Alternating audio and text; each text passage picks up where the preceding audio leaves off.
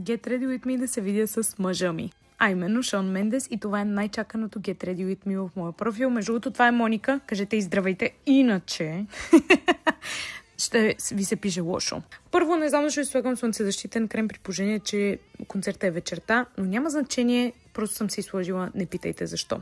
След това продължавам с праймер, който е този на NYX, The Face Glue, и ви показвам, че ногтите ми мачват за концерта, защото Шон Мендес е роден 1998 и ногтите ми пише 98 и you get the point. Имаше малко dance break и не се чувате какво говоря, защото буквално само пеехме песни на Шон Мендес, бяхме пуснали на телевизора музика и ни беше много хубаво, затова ме слушате просто да япвам на voiceover. И между другото, винаги, когато лятото изправя грима, си слагам от тези бронзинг капки на Essence, защото имам тен по тялото, иначе фондиотена ми е много блед. Аутфитът ми щеше да е с синьо и сребърно и исках като цяло сенките да си ги направя в тези цветове. Да е много тънка линията, когато ползвате сини сенки, да не изглеждате се едно сте паднали, се едно някой ви е ударил.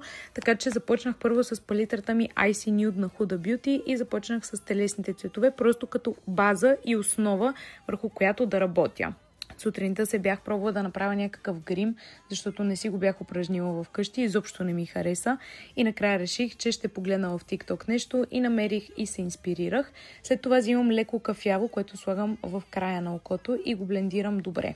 Между другото, с тези, които не знаете, Шон Мендес е буквално най-любимия ми изпълнител и човек на този свят, извън семейството и приятелите ми, така че много се вълнувах за концерта.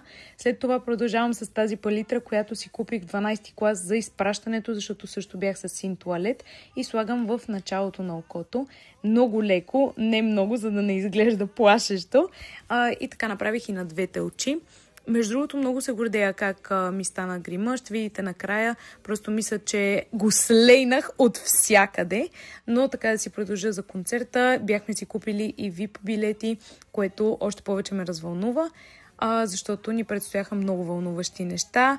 Тук си слагам този праймер за сенки, който държи броката да не пада. А от тази малка палитра на Sephora използвах този син брокат, който на камера не изглежда толкова син, но реално много добре седеше и си мачваше с другото синьо, което си сложих.